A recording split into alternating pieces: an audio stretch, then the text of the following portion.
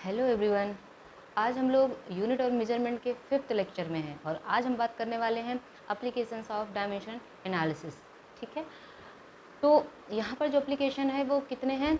3 applications हमें पढ़ने हैं। First one, checking the correctness of an equation, and second, conversion of one system of unit into another, and third, reducing relation among the physical quantities। तो अब अगर हम dimension के पहले application की बात करें कि checking the correctness of an equation, तो ये क्या करेगा, कोई भी इक्वेशन गिवन होगी और ये जो है चेक करेगा कि कोई इक्वेशन जो गिवन है वो आपकी करेक्ट है या नहीं है। लेकिन लिमिट क्या है कि केवल ये डायमेंशन के बेस पे ही बता पाएगा कि वो इक्वेशन करेक्ट है या नहीं है, डायमेंशनली ही बता सकता है। ऐसा नहीं है कि अब क्योंकि यहाँ पर जो इसकी लिमिट है डायमेंशन की, वो क्या है कि वो अगर कोई न्यूमेरिकल वैल्यू होगी तो उसको वो तो डायमेंशनलेस होगी। ठीक है, तो न्यूमेरिकल वैल्यू में कोई सा भी चेंज करो इक्वेशन में तो डायमेंशन में तो कोई फ़र्क आएगा नहीं। तो इसलिए ये केवल डायमेंशन के बेस पे ही बता पाएगा इक्वेशन करेक्ट है या नहीं है। एक्चुअल में वो इक्वेशन करेक्ट है या नहीं है वो ये फाइंड नहीं कर सकता है। ठीक है, चलिए एक एग्जाम्पल से देखते हैं। Check the correctness of equation. क्या इक्वेशन दिया आपका? S equal U T plus half A T square.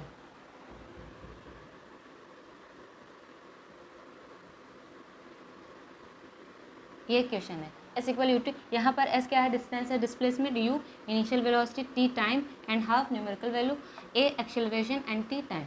ठीक है, तो अब यहाँ पर हम क्या करेंगे कि दोनों तरफ का डायमेंशन फार्मूला लिखेंगे। ठीक है, अगर लेफ्ट हैंड साइड का डायमेंशन फार्मूला और राइट हैंड साइड का डायमेंशन फार्मूला इक्वल आता है तो हमारा इक्वेशन क्या होगा? करेक्ट होगा। वैसे भी आपको पता है इक्वेशन करेक्ट है। ठीक है, यहाँ पर डिस्टेंस और डिस्प्लेसमेंट के लिए हमारे पास जो डायमेंशन फार्मूला होगा वो एल होगा। तो ये क्या है? वेलोसिटी है तो एल टी माइनस 1, और टाइम के लिए टी। हाफ का कोई डायमेंशन नहीं होगा तो यहाँ पर ए का एल टी माइनस 2 और टाइम टी स्क्वायर। ठीक है, इधर क्या हो गया? एल टी माइनस 1 और टी की पावर 1 है। ठीक है, अब मल्टीप्लिकेशन में बेस इक्वल है तो पावर क्या होंगी? ऐड होंगी। -1 + 1 क्या आ गया? 0। टी की पावर 0 आ गया, मतलब नथिंग। तो यहाँ पर हो गया ये एल प्लस, अब एल और टी माइनस 2 और टी 2, इसका मतलब यहाँ पर भी क्या आ गया? ठीक है, देखो ये इसका पहले का टर्म और दूसरे का, इन दोनों का देखो डायमेंशन क्या आ रहा है? एल के इक्वल आ रहा है। या आप अगर स्क्वायर्ड भी करते हो तो क्या होगा? 2l। ये तो क्या डायमेंशन लेस है, तो इसका मतलब यहाँ पर जो आपका आया LHS में और RHS में जो डायमेंशन फार्मूला आ रहा है वो इक्वल आ रहा है, इसलिए ये वाला इक्वेशन जो होगा वो क्या होगा? आपका करेक्ट होगा।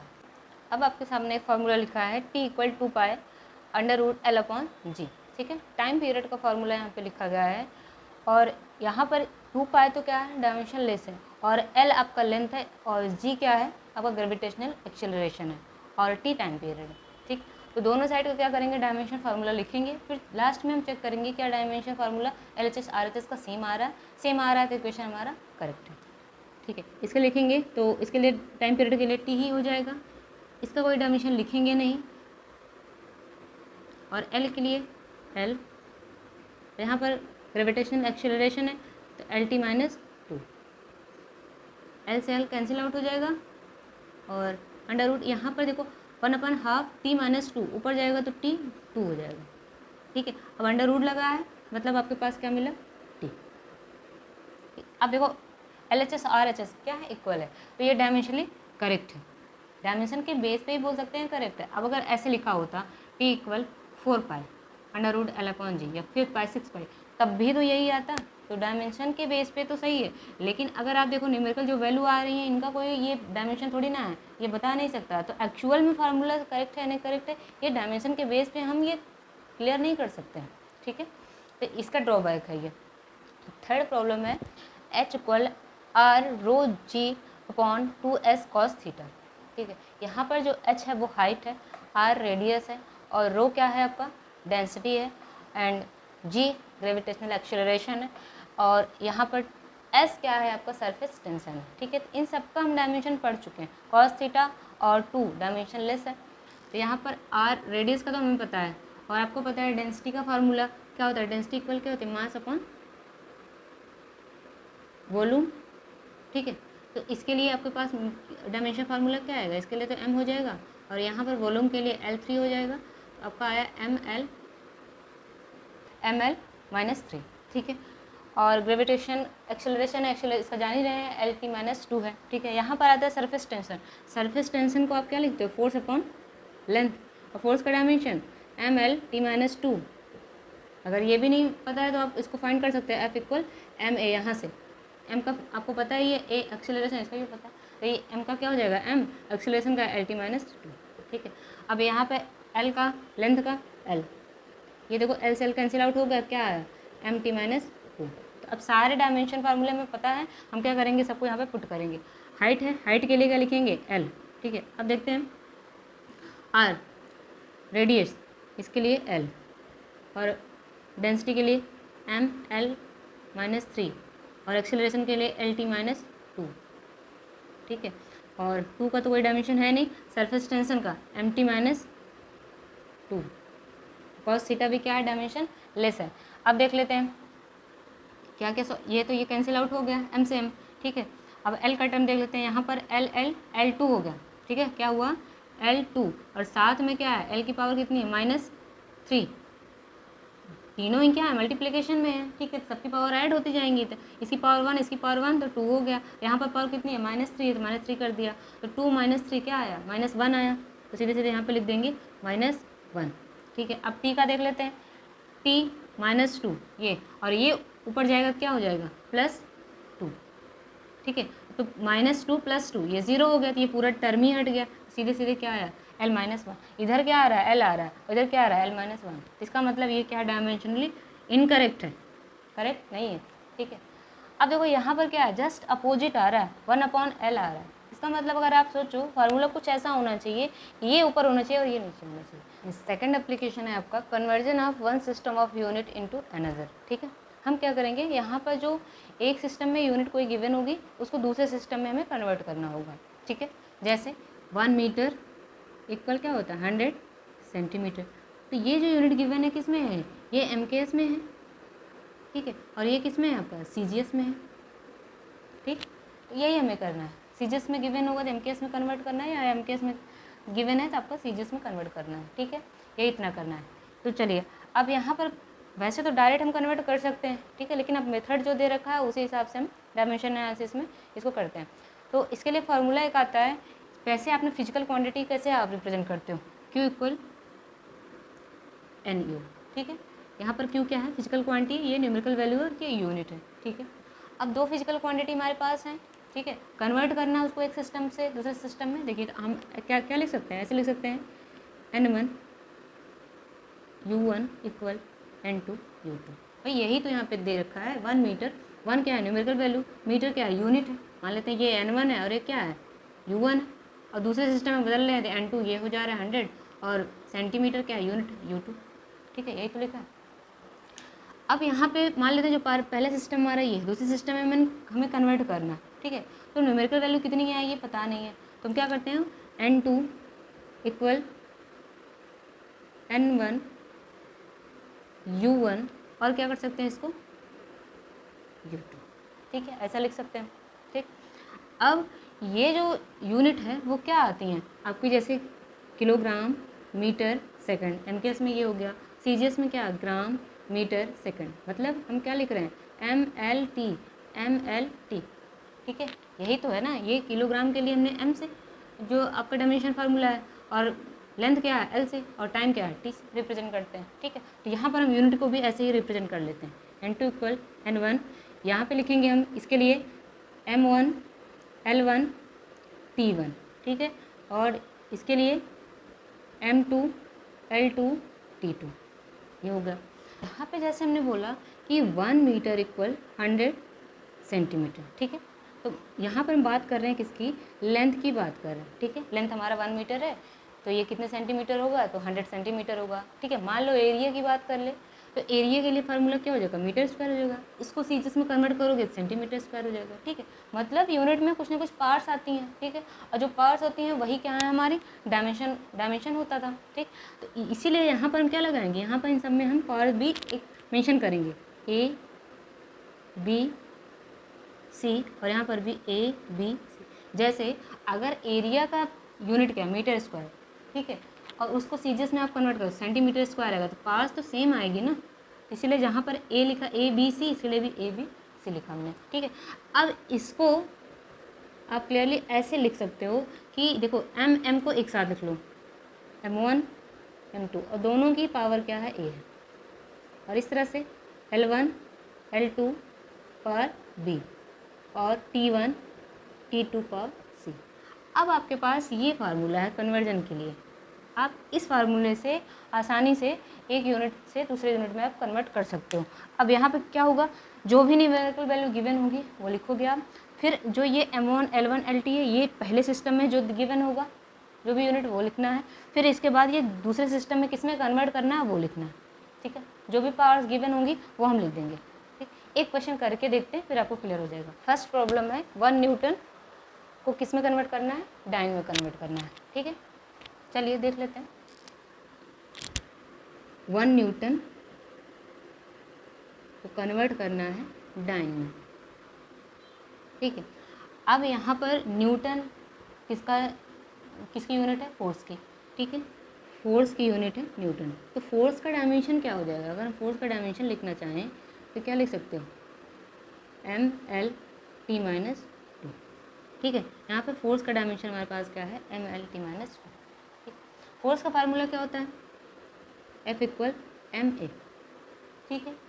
अब यहाँ पर अगर चाहो तो आप डायमेंशन से भी कर लो, या आप डायरेक्ट फार्मूला लगा करके यूनिट वगैरह से भी आप कर सकते हो। तो यहाँ पर आपके लिए क्या है कि दो तरीके हैं, एक तो आप डायमेंशन फार्मूले से भी सॉल्व कर सकते हो या आप यूनिट से भी सॉल्व कर सकते हो, ठीक है। यूनिट में क्या है, आप फार्मूला लिखो, फार्मूले में ये क्या है आपका मास के लिए किलोग्राम, और इसके लिए क्या लिखोगे, एक्सेलरेशन मीटर पर सेकंड स्क्वायर, ठीक है। तो आप यहाँ से भी कर सकते हो। दूसरा किस में कन्वर्ट करना है इसको, सीजीएस में, तो ग्राम है तो यहाँ पे किलोग्राम है तो वहाँ पे क्या हो जाएगा ग्राम, यहाँ मीटर है तो वहाँ क्या है सेंटीमीटर, और वहाँ पे फिर सेकंड स्क्वायर। इस तरह से आप इसमें भी कन्वर्ट कर सकते हो, या आपके पास डायमेंशन फार्मूला अगर आपको पता है यहाँ से भी आप डायरेक्टली कन्वर्ट कर सकते हो। न्यूटन हमारा क्या है, MKS में है, और डाइन किस में कन्वर्ट करना है, CGS में, ठीक है। चलिए हमारे पास फार्मूला क्या था, N2 = N1 M1 M2 पर A, L1 L2 पर B, एंड T1 T2 पर C, ठीक है। अब N2 = N क्या है, 1 न्यूटन गिवन है, तो 1 यहाँ पे हम लिख लेते हैं। पहले में क्या गिवन है आपका, देखिए ये सब आपके पावर तो आप यहीं से देख लो, ठीक है। क्या पावर है इसके, 1 है, यहाँ पर क्या है इसकी 1 है, ठीक है। पावर तो हो जाएगी इसके लिए 1 हो जाएगी, और इसके लिए क्या हो जाएगा, P के लिए भी 1 हो जाएगा, और इसके लिए क्या हो जाएगा -2 हो गया, ठीक है। अब यहाँ पर क्या M1 M2 MKS में है, ठीक है। M यहाँ पर क्या है, मास को रिप्रेजेंट कर रहा है, डायमेंशन फार्मूला उसका है, तो यहाँ पर क्या लिखेंगे किलोग्राम, और CGS में कन्वर्ट करना है तो CGS में मास का यूनिट क्या हो जाएगा, ग्राम, ठीक है। अब ये क्या है, लेंथ है, तो MKS में लेंथ का जो यूनिट होती है वो क्या होती है, मीटर होती है, ठीक है। CGS में कन्वर्ट करना है तो क्या लिख देंगे, सेंटीमीटर में, ठीक। अब MKS में भी टाइम का क्या होता है, सेकंड होता है, और CGS में भी टाइम के लिए क्या होगा, यूनिट सेकंड ही होगा, ठीक है। समझ में आया। इस तरह से हम चाहें, अब आप चाहो तो यहाँ पर F = ma, तो क्या आया था आपके पास unit, kilogram metre second square, बस इसको किस में कन्वर्ट करना है, gram centimetre per second square, वही यहाँ पे लिखा गया है, ठीक है। ऐसे भी आप लिख सकते हो। अब क्या करेंगे, अब 1 kg = कितने ग्राम होता है, 1000, ठीक है। जो भी बड़ी यूनिट होगी उसको आप छोटी यूनिट में कन्वर्ट कर दो बस, तो इसको हम लिखेंगे 1000 ग्राम कौन ग्राम, 1 मीटर = 100 सेंटीमीटर अपॉन सेंटीमीटर, ठीक है। ये तो कैंसिल हो गया, इसमें कोई मतलब ही नहीं है, ठीक है, इसका तो कोई मतलब ही नहीं है। ये सेकंड कैंसिल आउट, -2, और 1 की पावर -2 करो तो 1 ही आएगा, तो ये तो आ गया आपका 1, ठीक। इधर देख लेते हैं, N2 = इसको क्या लिख सकते हो, 10³ लिख सकते हो, ठीक। और इसको ये ग्राम से ग्राम कैंसिल, सेंटीमीटर कैंसिल, और ये क्या है आपके पास 2, तो N2 की जो वैल्यू आई वो कितनी है, 10⁵ है, तो न्यूमेरिकल वैल्यू क्या आई आपकी 10⁵। तो यहाँ से आप लिख सकते हो कि 1 न्यूटन = 10⁵ डाइन, ये कन्वर्ट करना था आपको, ठीक है। नेक्स्ट आपका क्या है कि G की वैल्यू गिवन है, क्या है 6.67 10⁻⁻11 न्यूटन मीटर स्क्वायर पर केजी स्क्वायर। अब इसको ये किस में है, आपका एसआई यूनिट में, इसको किस में कन्वर्ट करना है, सीजीएस में कन्वर्ट करना है। मतलब ये गिवन है आपका एसआई में, कन्वर्ट किस में करना है आपको, सीजीएस में। ठीक है, सीजीएस का मतलब यहाँ पर किसमें, डाइन, और मीटर को क्या कर देंगे, सेंटीमीटर स्क्वायर पर ग्राम स्क्वायर, ये कन्वर्ट करना है आपको। ठीक है, तो सबसे पहले बेस्ट तरीका है कि आप क्या करो, जी का डायमेंशन फार्मूला लिखो। ठीक है, अब जी का डायमेंशन फार्मूला फाइंड कर लेते हैं। एफ इक्वल क्या होता है, जी m1 m2 upon are square. ठीक है, यहाँ से जी क्या हो जाएगा, F R square upon m1 m2। Force के लिए डायमेंशन क्या हुआ, m l t-2, और ये क्या है, डिस्टेंस है, डिस्टेंस के लिए l स्क्वायर लगा था, आप लगा देंगे, और m। ठीक है, मास है, m2 हो गया। अब देखो ये ऊपर जाएगा तो यहाँ पर 1 और 2 है, -2 हो जाएगा, 1 - 2 मतलब m पावर -1 हो गया। ठीक है, और l और l2 है, कितना हो गया, l3 हो गया, 50 - 2। ठीक है, ये हो गया। अब यहीं पे g का जो हमारे पास डायमेंशन आया उसको रख लेते हैं, m-1 l3 t-2। बस अब आपके पास जो फार्मूला है उसको आप लगा दीजिए, n2 equal n1 m1 m2 power a, l1 l2 power b and c1 c2 power c, sorry यहाँ पर t1 t2। ठीक है, अब n2 यहाँ पर n न्यूमेरिकल वैल्यू कितनी दे रखी है, 6.67 10⁻11। ठीक है, अब किस में कन्वर्ट करना है, एसआई मतलब एमकेएस में, एमकेएस से किस में कन्वर्ट करना है आपको, सीजीएस में। तो एमकेएस में ये क्या है, मास के लिए क्या लिखेंगे, किलोग्राम। ठीक है, और सीजीएस में कन्वर्ट करना है उसके लिए ग्राम। पावर कहाँ से देख लेंगे, यहाँ से पावर कितनी है, -1 है। ठीक है, और लेंथ के लिए देख लेते हैं, लेंथ में एमकेएस में क्या होगा आपका, मीटर, और सीजीएस में कन्वर्ट करना है सेंटीमीटर। पावर देखनी है तो कितनी है, 3 है। और ऐसे ही टाइम के लिए, इसके लिए तो सेकंड यहाँ पर भी होगा और सेकंड यहाँ पर भी होगा। पावर देखनी है तो -2 यहाँ लगा देंगे, और वैसे भी सेकंड कैंसिल आउट, 1 की पावर -2 मतलब आपका 1 ही आया यहाँ पे। तो n2 इक्वल 6.67 10⁻11। अब मैंने क्या बोला था कि जो भी बड़ी यूनिट होगी उसको क्या कर देंगे, छोटी यूनिट में कन्वर्ट कर देंगे। तो 1 ग्राम इक्वल कितने ग्राम, 1000 मतलब 10⁻3 ग्राम अपॉन ग्राम। ठीक है, यहाँ पर भी 1 मीटर इक्वल 100 सेंटीमीटर, तो यहाँ पर 10⁻2 कर देंगे, सेंटीमीटर अपॉन सेंटीमीटर। ठीक है, ग्राम से gram cancel, centimetre cancel. n2 equal 6.67 10⁻11 और 10⁻3 है, और यहाँ पर 10⁻2 और 3 ये क्या होगा, मल्टीप्लिकेशन में है कि नहीं, ये इसकी पावर ये है, तो ये क्या हो जाएगा, 10⁻6 हो जाएगा। यहाँ ध्यान देंगे कि यहाँ पे क्या लिखा है, ये -1 पावर लगी है, तो यहाँ पे -1 ये चलेगा, तो 3 - 1 यहाँ पे माइनस हो जाएगा। ठीक है, अब ठीक है, n2 इक्वल 6.67 10⁻2। ये अब तीनों क्या है, 10 10 10 बेस इक्वल है, आपके पावर्स क्या होंगी, ऐड हो जाएंगे, -11 -3 +6। ठीक है, n2 इक्वल 6.67 10⁻2। अब यहाँ पे देखो 11 3 कितना हो गया आपका, 14 -14 +6 कितना आया, -8। ठीक, अब इसको आप किस में कन्वर्ट करना था आपको, ये न्यूटन मीटर स्क्वायर पर किलोग्राम स्क्वायर, ये आपका आ गया इतना इक्वल क्या लिख देंगे कि आपका n2 दिया है 6.67 10⁻2 -8 क्या लिखेंगे, डाइन सेंटीमीटर स्क्वायर पर ग्राम स्क्वायर, ये होगा। ठीक है, तो आज के वीडियो में हमने 2 एप्लीकेशंस पढ़े। अब जो नेक्स्ट हमारा वीडियो होगा उसमें हम तीसरा एप्लीकेशन पढ़ेंगे। ठीक है, थैंक यू।